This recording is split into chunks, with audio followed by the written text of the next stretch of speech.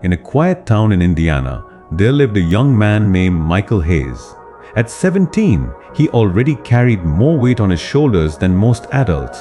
His father had left when he was just 10. His mother, Linda, worked long shifts at a nursing home, barely keeping up with the bills. Michael wasn't the top student, nor the class clown.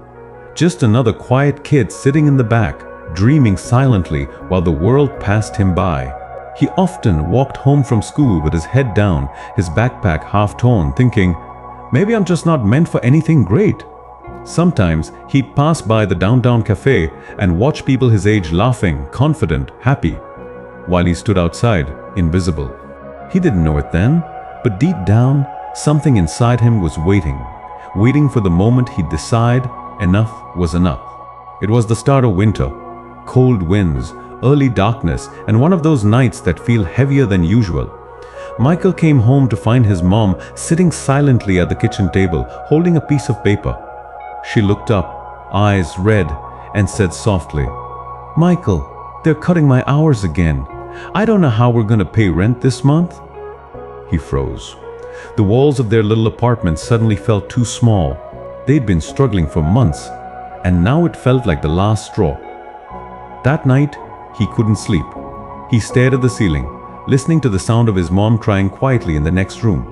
And for the first time, he wasn't angry at life, he was angry at himself for waiting for things to change instead of changing them. When morning came, he made a decision. He walked out into the biting cold, went downtown, and started asking around for work. At a small diner on Main Street, the manager, a kind but tough woman named Mrs. Turner, looked him up and down and said, "You ever worked before, kid?" Michael shook his head. "No, ma'am, but I'll do anything. I just need a chance." She nodded slowly. "All right, wash dishes after school. It's not pretty, but it's honest." And just like that, Michael's life began to change, not because life became easy, but because he stopped waiting for someone else to rescue him. Those first few weeks were brutal. After school, while his classmates were out playing basketball or scrolling through social media, Michael was in the diner kitchen, hands deep in soapy water, scrubbing pans until midnight. His back ached, his eyes burned, and every night he'd walk home in freezing wind. But every time he earned a small tip or Mrs. Turner smiled and said, "Good job, kid," something inside him grew stronger. He started to realize something powerful. When you stop living for approval and start working for your own future, pain begins to feel like progress. One night, while wiping down the counters, Mrs. Turner came over and said, "Michael, you work harder than most adults, I know. Why do you keep pushing like this?" He smiled tiredly. "Because I'm done living like I don't matter." And she nodded. "That's the right answer." But change doesn't happen in a straight line. One Friday night, the diner was packed. Customers lined up, orders flying in.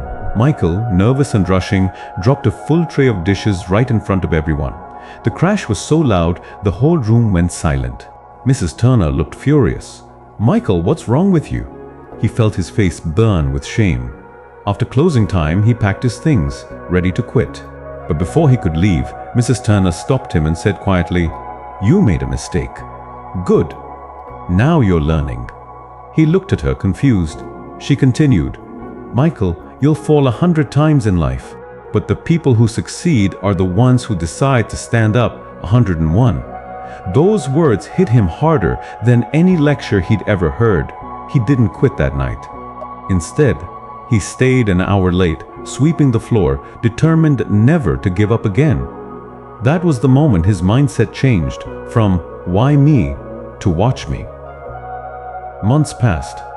Michael started learning more than just how to wash dishes. He watched how Mrs. Turner managed the diner, how she treated customers, handled money, and built trust. He started to dream of something bigger, not just surviving but building something of his own one day. So, after saving every penny he could, he bought an old coffee maker at a yard sale. In the mornings before school, he started brewing coffee at home and selling cups outside the local bus stop for $1 each. At first, people laughed. "Kid, who's buying coffee from you?" But slowly, his charm, his consistency, and his kindness won people over.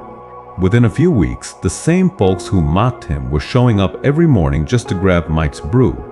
And every time he handed a steaming cup to someone rushing off to work, he felt something he'd never felt before: pride. Not pride in being perfect, but pride in becoming useful. By the time Michael turned 21, his small hustle had grown. He saved enough to buy a used food truck, a rundown van that he cleaned, painted, and turned into his dream. He parked it near college campuses and construction sites, anywhere people needed warmth, caffeine, and a smile. And every cup he sold reminded him of how far he'd come from that scared 17-year-old kid. But success didn't mean he forgot his roots. He hired other teens from struggling families, taught them the same lessons. Mrs. Turner once taught him, "You didn't wait for destiny, you build it." Soon, people started recognizing him around town. A local newspaper even ran a story titled, "From Dishwasher to Business Owner, The Rise of Michael Hayes." And when his mom read that article, tears rolled down her cheeks. For the first time in years, she didn't worry. She just smiled and said, "I told you, Michael, you were born for more." One evening, after closing his coffee truck, Michael drove through his old neighborhood, past the same streets, the same houses, the same diner. He parked outside and watched as new kids laughed on the sidewalk, just like he once had.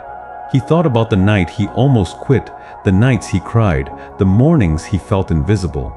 And he realized something powerful. Destiny doesn't change in one big moment. It changes in the small decisions we make every single day. To show up, to keep going, to believe even when no one else does.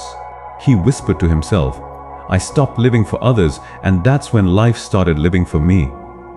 Friends, if you're watching this right now, maybe you feel like Michael once did. Maybe you feel invisible, unappreciated, or stuck in a life that doesn't reflect who you really are. But let me tell you something, you don't need permission to change. You don't need everyone to understand your vision. You just need one thing, the courage to start. Maybe you've been told you're not smart enough, not lucky enough, not rich enough. But remember this, no one can write your destiny but you. Every great story begins when someone finally says, "I've had enough of living for others. From now on, I'm living for me." Your job, your background, your mistakes, none of that defines you. What defines you is what you do next.